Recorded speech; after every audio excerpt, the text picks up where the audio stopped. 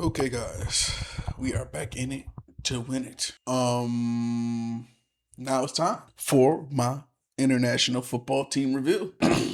Without further ado, can we please have a drum roll, please? Drum roll, drum roll, drum roll. It's FC Barcelona. Yes, that's the team I picked. I have picked FC Barcelona. This is the team I'm going to ride for. This is the team that had chosen to actually accept me when I announced it on Instagram. Other people that came in from Spain were just like, "Yo, welcome to the family." So I got my membership. I got all of that. I'm here, and the reason why that I picked FC Barcelona is due to the fact of this young player. And this young player goes by the name of Lamine Yamal. And I was hearing about his name when I started looking into soccer, football, as they would say. I was what struck me was a Twitter picture, and the Twitter picture was, I don't know if it's real or fake, but I saw it had a lot of traction. Was a picture of Messi with Lamine Yamal as a baby. And everyone feels like this kid may be the chosen one. You feel like he may be the chosen one to carry on the legacy of this whole greatness that Messi has had. He's prevailing. He's prevailing in the World Cup. It's always not about scoring and striking because, I made a comment. I said, "Oh man, he's been throwing up a little stinkers because he hasn't been scoring." And people are like, nah. That's not how the game works. About how you pass, get your assist and play defense. They're like, he does a lot of things that off the ball that helps the team push forward. And I said, okay, I think I'm gonna ride with him because one, he's young, and from him being young, that means I have a full career to follow because I'm new to this. And usually that's a good thing if you want to get into a sport. You want to find a young career to follow and see where they go, and it keeps you interested. He's 18 years old, so we have a long career ahead of us. I miss Ronaldo. I miss Messi. I miss Neymar. I was looking at Erling Haaland, but Lamine Yamal is a great player to follow because he's young and he has to deal with the social media era. He has to deal with being a young superstar. I get to see all of that from the beginning, y'all, and see him transition into an adult as time passes on. So why not? And the team that he's with is pretty good, pretty good. So that's the team that I picked, FC Barcelona. This is the player that I chose to follow, Lamine Yamal. So we're gonna my next video, I'm actually gonna actually go more in depth about Lamine Yamal. But this video, you know what we're gonna do? We're gonna look at the history of FC Barcelona because I don't know. So as a new fan, I am doing my due diligence, y'all. I'm doing my due diligence, and that's what y'all want, right? Y'all want me as an American to make sure I know exactly what's going on before I join, correct? So we're going for the history.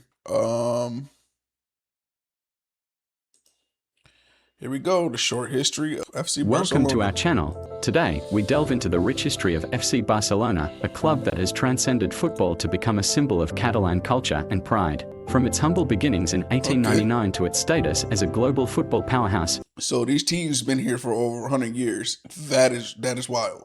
Barcelona's journey is a testament to resilience, passion, and unwavering commitment to excellence. Is Barcelona the capital of Spain? Is that their Washington, D.C.? On October 22nd, 1899, Swiss came in 1902 when they won the Copa Macaya, the Catalan championship. Hold on. So they came out the gate winners. It took them only 3 years to become winners. In NFL terms, we've had the Buffalo Bills, the league. NFL celebrated about 50 years? More than that. And they never won a Super Bowl. We have teams that never won a championship. And these sports are actually older than, wherever they say the Super Bowl is. But we have teams that never won a championship. And this team came out third year. Yeah, give me that. That's crazy. Oh, so we coming from a pedigree of winning here. Okay. By 1910, Barça had claimed their first Copa del Rey, Spain's premier national cup competition. Chapter 2, Trials and Triumphs. From 1923 to 1957, the 1920s and 1930s were periods of both success and adversity for Barcelona. Okay. The club secured numerous Catalan championships and they Copa put them del Rey trophies up, titles. boy. However, Yeah. the political landscape in Spain was turbulent, with the dictatorship of Primo de Rivera and the subsequent Spanish Civil War impacting all aspects of society, including football. I really forget that really does affect sports because, okay, here in the United States, it's like it's sports over everything here in the United States. It don't matter what's going on. Like it's the timing of it, right? Before we have a big sport event, we would literally stop a war or halt it or sign a peace treaty. Let the event happen and then go back to going to war. Sports is the number one thing here in the United States. So I forget that also affects other countries when they're being bombed or they're going to war with other people. That stops everything. So I forget that happened because the United States, we like what we're going through right now with Iran, we paused that. And the timing of those pauses were sports events. Straight up sports events. For real. Like we would have ICE knocking down everybody's door every single day. Super Bowl come, ICE disappear. Like everything is revolved around sports right here. It's very, very, very insane. So I forget that also affects other countries. In 1925, during a match at Les Corts Stadium, fans expressed their opposition to the dictatorship by jeering the Spanish national anthem. As a result, the government closed the stadium for 6 months and President Joan Gamper was forced to resign. Despite these challenges, the club... Yeah, our president is going through... Our president got 34 felonies and not a day of basketball was missed. Club persevered, embodying the spirit of Catalan resistance. So when it comes to this, you don't necessarily have to be from Spain, or you don't have to be. I see that now that you don't have to be from whatever your home country to play for any national team. Like I learned Pulisic played for like Milan. Like most of the American players play in Europe as opposed to playing in MLS or any type of American leagues. So they play in other countries. So, okay, I get it. And it's just like me right now, being American, I picked the Spain team. I get it.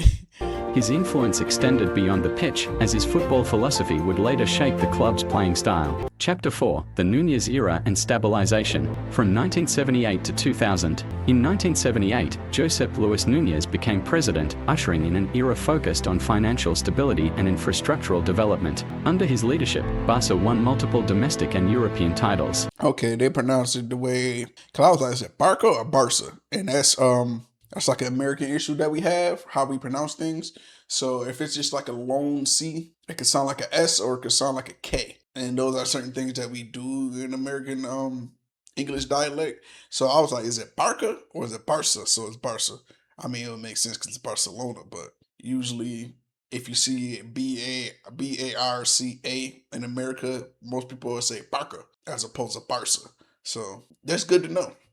A significant milestone was the 1991-92 European Cup victory, where the team, managed by Johan Cruyff, clinched their first European Cup. Cruyff's tenure as manager gave birth to the Dream Team, a squad renowned for its attractive, attacking football. So after he already won, he became coach and put it up. Barcelona's reputation as a club that not only sought victory but did so with a distinctive style. Chapter 5, the new millennium and modern challenges. From 2000 to present, the early 2000s were marked by fluctuations in performance and internal challenges. It's been a little trash lately. However, the election of Joan Laporta as president in 2003 signaled a new dawn. The appointment of Frank Rijkaard as manager and the emergence of talents like Ronaldinho revitalized the team.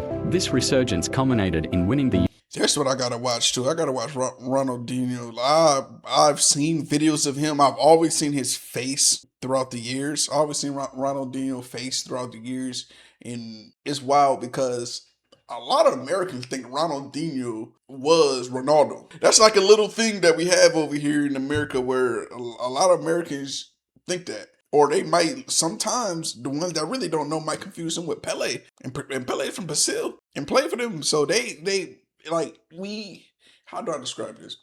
In America, knowing anything about football is like, it's considered almost foreign, like odd, like almost weird to be like, why are you American and you like football? Why? But to the rest of the world, they're like, this is the biggest sport ever. ever. This is the biggest sport ever.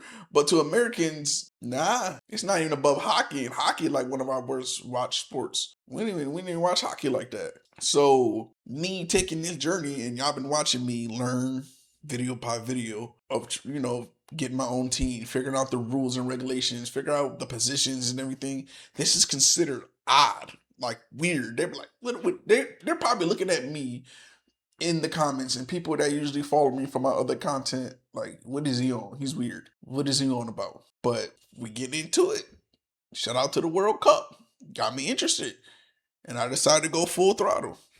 UEFA Champions League in 2006, Pep Guardiola's appointment in 2008 ushered in an era of unprecedented success. Under his guidance, Barca achieved a historic sextuple in 2009, winning 6 major trophies in a single year. Oh damn, they put Central in to pain. this success So was they Lionel had Messi, whose brilliance solidified his status as one of football's greatest. You know what's crazy? Did not know Messi played for them. Whoa. Because when we see Messi just associated with Argentina. That's what we see him as. That's what it's shown to us is Messi, Argentina. Nothing about Barcelona whatsoever. At all. They don't even show him as part of Inter Miami. Most Americans don't know that he plays here in Miami and does not even know that David Beckham has something to even do with that. We only know David Beckham through the movie Bend It Like Beckham, and that he dated one of the Spice Girls. That's who we taught. That's who we were taught he was through American media. Was that David Beckham dated one of the Spice Girls, and he was supposed to be like a model or something like that. That happened to play soccer. It wasn't soccer first.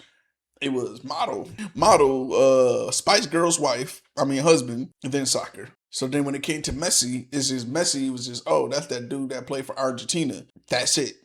Because we only see him on the World Cup stage. We don't see him play in whatever leagues that they have out there. Insane, right? Yeah. The 2010s saw continued success, but also challenges, including financial strains and the departure of key players. In 2021, Lionel Messi left the club, marking the end of an era. Despite these hurdles, FC Barcelona continues to rebuild, focusing on nurturing young talent and maintaining its commitment to the beautiful game. Conclusion.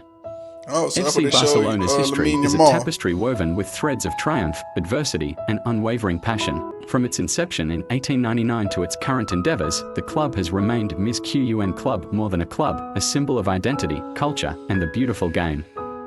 As we look to the future, Barca's legacy serves as a beacon of inspiration for football enthusiasts worldwide.